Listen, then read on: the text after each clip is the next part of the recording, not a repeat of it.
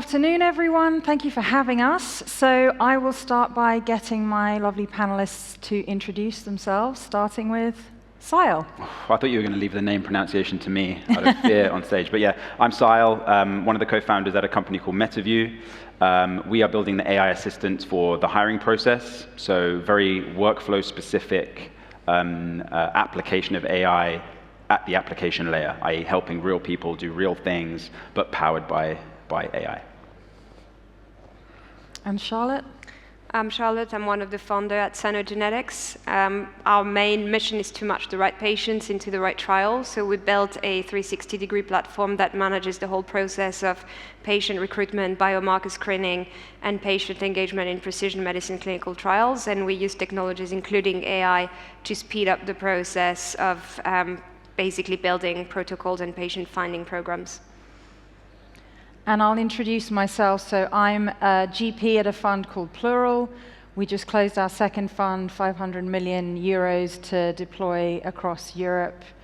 And my background before that, and this is typical of us at Plural, was that I built a business, started 12 years ago, and we were applying AI to genetic data, medical data, and eventually went on to develop our own drug program. So we have 3 drugs in trials, 2 in cancer, 1 in infectious disease. So we were one of the first AI-driven biotechs. But I've been investing for the last few years, and at Plural, one of the big themes for us is applied AI companies.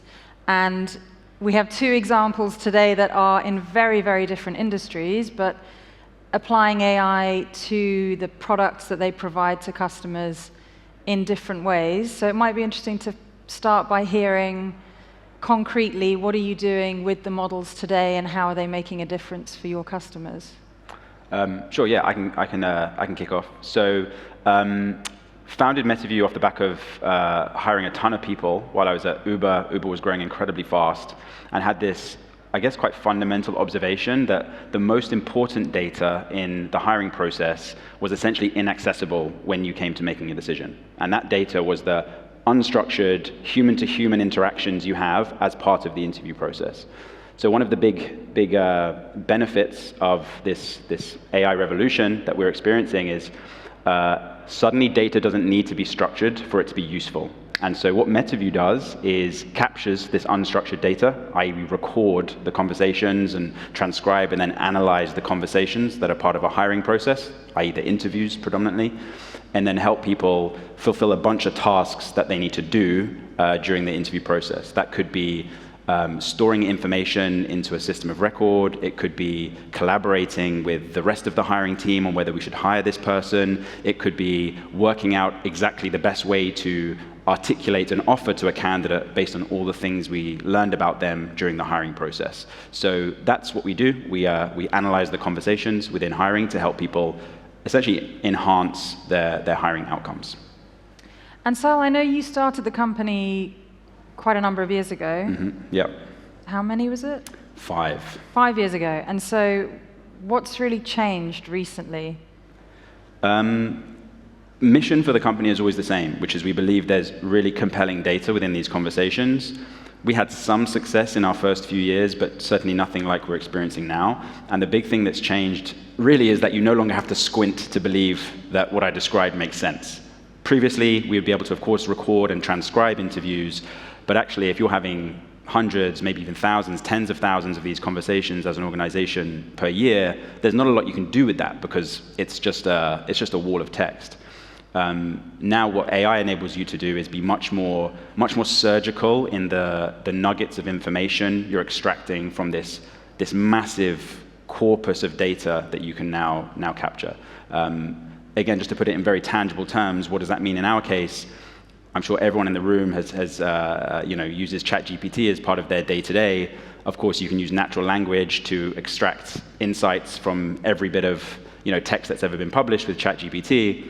But of course, it doesn't have access to the conversation you just had with that engineer who you want to hire. MetaView does. You can interact with MetaView in the same way, talk with it essentially, in order to pull out insights that are going to help you win that candidate or whatever it might be. And so the way I think about it is really I sort of mentioned it earlier, you no longer, we were sort of building towards this world where we could pull out some of these insights ourselves and maybe build our own models in order to extract these nuggets of information.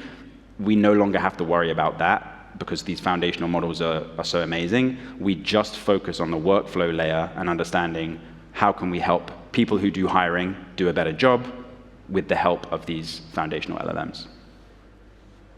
Brilliant, thank you. And Charlotte, same question. So how are you concretely using AI today for your customers? It's obviously quite different for us. We're in a completely different industry, but one of Sano's mission was to, and still is, to accelerate the pace of the transition towards precision medicine. And concretely, that means bringing drugs to the public that are treating diseases that are currently incurable or that are just poorly treated by our usual means. And we do that by looking at an individual's specific genetic background or other biomarkers that are unique to them. One of the ways that we have used AI at Sano is to completely streamline the operations of making this happen. Just to give a little bit of context, your typical clinical trials takes 10 to 15 years before a drug actually comes to market, and about 80% of those actually fail, in large part because of issues with recruiting patients all the way until the end. We also have cases of clinical trials where a drug is going to look like it's not working, it's statistically insignificant on the whole, but when you zoom in on subsets of patients, you find that this drug is working really, really well for them.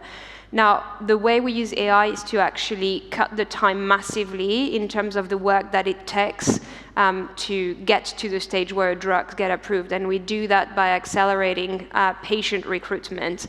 So we use AI, for example, to turn initial proposals into submissions to ethics boards. We also map out user journey into complete user flow so that we can do decentralized clinical trial recruitment. When we use biomarker testing, we also use AI to help us, for example, keep on top of the different gene panels and also look at different bioinformatics techniques that we could use to analyze the data. So for us at the moment, AI is embedded in quite a lot of the processes that we have in place, and as a result, we're able to bring clinical trials and to recruit the full set of patients that's required in just a year or two instead of the many, many years that it took previously for some of our clients. So is it fair to say that you mostly are using AI internally to speed up processes? Yeah, it's fair to say that the core of the use we make of AI is in terms of operationalizing something that historically has been extremely cumbersome and would have taken multiple users several months to put in place. We can now do it in a couple of days with mostly a few reviewers involved in the process, so it's a big game changer. We also use it for patients. We have something that we call a virtual waiting room where patients are placed in different virtual environments on the basis of their genetics and their condition, and they receive content as well as clinical trial and research opportunities that match their specific genetic background. And we're starting to look at the use of AI to develop specific targeted content and opportunities for these patients. So I'm curious about how both of you have structured your teams to stay on top of the latest and greatest, and to think about how to digest that into your product and into your organization and use it day in, day out, whether you have a sort of separate sandbox and a team focused on that, whether it's woven into the core of your product and engineering team, how you think about that. On our side, it's much more, for context, we're just under 20 people in the company, so it's very much woven into the sort of the core of the company. Obviously, you had the various announcements recently. So we think a lot about how can we be a beneficiary almost inherently by improvements in the foundational LLMs, as opposed to, frankly, having to have too much of a strategy around it. There's clear sort of There's relatively clear lines in the strategies of these foundational AI companies. They're not focused on end-to-end workflows. They're not focused on integrations with other tools in a particular workflow stack. So those are things that we want to be really good at. What they are really good at is, again, pulling essentially synthesis, pulling meaning out of large sets of data. So what we do is we create an environment so that customers can pull data out, pull insights out of the data. We rely on these LLMs under the hood with, of course, some fine tuning. It does cause some don't want to say havoc, but when there are updates, suddenly you start to have slightly different behaviors within the product, and that's something we need to react to. But I think for us, it's so central. It is like a golden thread within our business that it's just something that the whole team has to stay hot on, essentially. Right. So for us, we always had it somewhat embedded in the sense that our CTO and early engineers all had strong interests in AI to start with. So this was always something that was running a little bit in the background. But we've gotten quite a bit bigger since, and we have a very clear-cut automation objective that is centered around reducing the number of people and the length of time that it takes to launch a full study. And so we have now structured a product and engineering pod that is specifically focusing on using AI technologies to achieve that. Interesting. And how do you guys think about the competitive threat? So you guys have access to these tools. They've supercharged what you're able to do. That's fantastic, but so does everyone else. And I suppose often the concern as an investor is, can this be done by the incumbents? Can these technologies just be used and embedded as a feature in an incumbent that has the distribution, has the scale? So how do you see that in your respective fields playing out? Yeah, in that sense, I just think it's the same as it's always been, which is, the best teams who are the most customer focused and operating at the highest velocity and sort of are most close to hitting the nail on the head of the customer's pain and how to solve it will do the best. Yeah, it's totally true. These LLMs are available to everyone, and for us, it's just, if we're going to win, it's going to be because we do an awesome job at leveraging them within our products. We do an awesome job at telling the market about how we leverage them within our products and why they should buy us. And that's just the same as it's always been. Obviously, what's changed for the investor, and you're far better than me to speak to this, is the sort of and for customers, the bucket of things that are now solvable has just been filled up with a whole lot more tasks, a whole lot more jobs. And so there's some ranking of which of these tasks would it be best to automate or improve or augment right away. And that's the execution that companies like ours will live and die by. Do we choose the right things, the right problems to solve in a very targeted way? Again, I'm going to say the word workflow again, based on their workflow, or not. And if we don't, then you'll have made a bad investment. Yep. Yeah, I'm going to echo that. Ultimately, I think that any company that is just trying to solve a problem with just AI and there is no other angle, unless they're developing their own proprietary AI, it's probably not enough. So for us, obviously, we're using it as a tool amongst other tools to support a business model that is backed with key partnerships, that is backed with a different way of doing things, that is currently actually occupying some space in the market that is impenetrable by other competitors. So I still think that you need to have a good business model, you need to have a good product market fit, you need to be doing something in a way that is different from your competitors, and AI can be used to supercharge that, but it's not the only foundation on which you rely. Yeah. Yeah. And so, Carina, just to go to your point around incumbents, I think when I think about our market, and we can get into specifics, maybe we don't have time, I just think there's a lot of counter-positioning, essentially. There are certain assumptions that are baked into, in our case, systems of record about how they expect human beings to go and structure information in a certain way that are just not going to survive this change. That's one of the things that's going to change. You're not going to be expected to filter down information and add information to forms and all these things. And that is the product that, in our category, many incumbents are selling. So it's really hard for them to make that jump. Some of them maybe will, because if they have their strategy right, but certainly the majority won't. Yeah. The other thing I'm seeing that is emerging, I think, for a lot of software investors is the dogma around SaaS being the only model and it having to be pure software. Actually, with AI-driven products, you often need or want a human in the loop to capture a lot more of the process, capture a lot more of the data, actually be able to fine-tune and train your models to the point where they meet the accuracy and reliability thresholds that customers expect. But the dirty word in venture is any sort of services revenue. You just don't want that expense of having to carry that kind of consultative work traditionally. But I can see a shift happening where the dogma around SaaS is moving more towards, okay, well, humans in the loop that help train the models, that get you to a level of automation where your margins keep improving with every additional upgrade in the AI is actually becoming far more interesting for investors. But I think it's still, for some it's still quite uncharted territory. And I know, Charlotte, with Sano, there is a significant human in the loop element to what you guys do. How do you see that changing over time?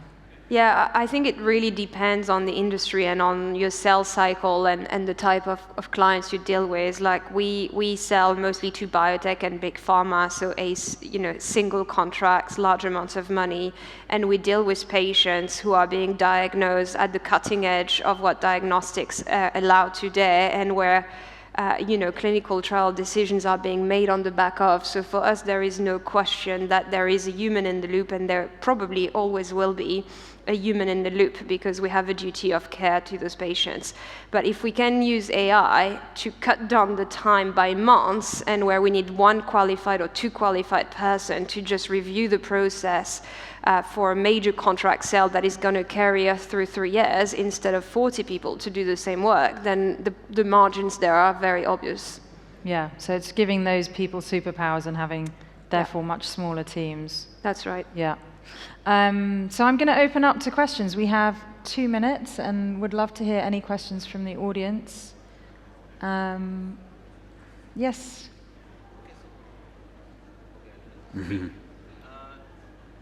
Where do you draw a line where the automation ends and AI starts? Where do you draw the line between automation ending and AI starting? How do you think about that, Siadhal?